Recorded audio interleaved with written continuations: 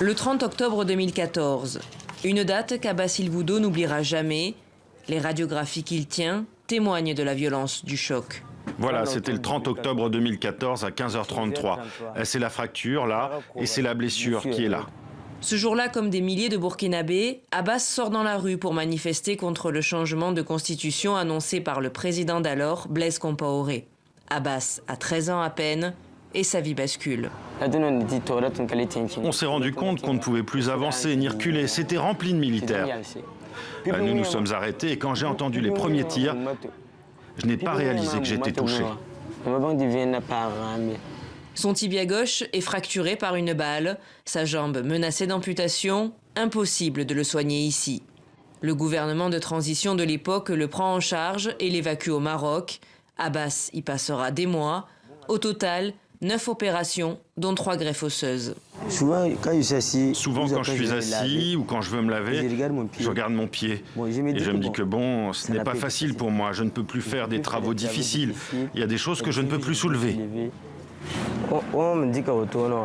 Par exemple, porter un seau lourd comme celui-là, je dois souvent faire des pauses parce que ça me fait mal. Je demande souvent à des gens de m'aider à soulever le seau.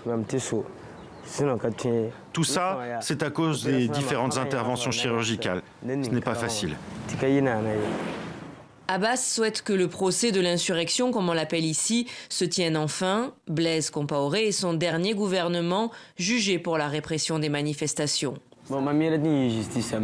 Je veux que justice soit faite, avec un jugement, devant tout le monde, pour qu'on sache qui a donné l'ordre de tirer sur la population.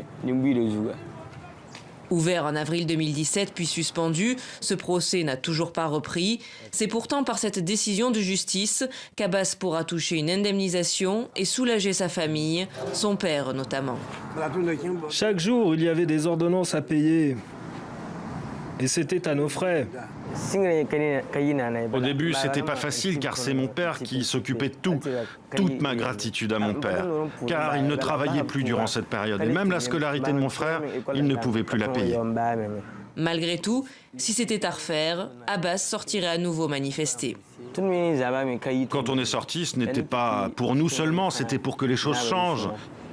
On l'a fait pour nos enfants, nos petits-enfants, pour que demain ils puissent dire que des gens se sont battus et qu'ils ont dit non, on n'est pas d'accord. Aujourd'hui, Abbas a 19 ans. Chaque jour, il se rend à pied non loin de chez lui, dans une entreprise de climatisation où il est en formation. Après la blessure, puisque les principes me traumatisaient quand j'étais en classe, j'ai décidé de laisser l'école et chercher un métier. Après la blessure, puisque les pensées me traumatisaient quand j'étais en classe, j'ai décidé de laisser l'école et de chercher un métier. Ce que j'ai à dire au gouvernement, c'est ceci. Les blessés sont nombreux et ils n'ont pas tous reçu des soins. Il faut les prendre en charge comme l'État a fait pour moi.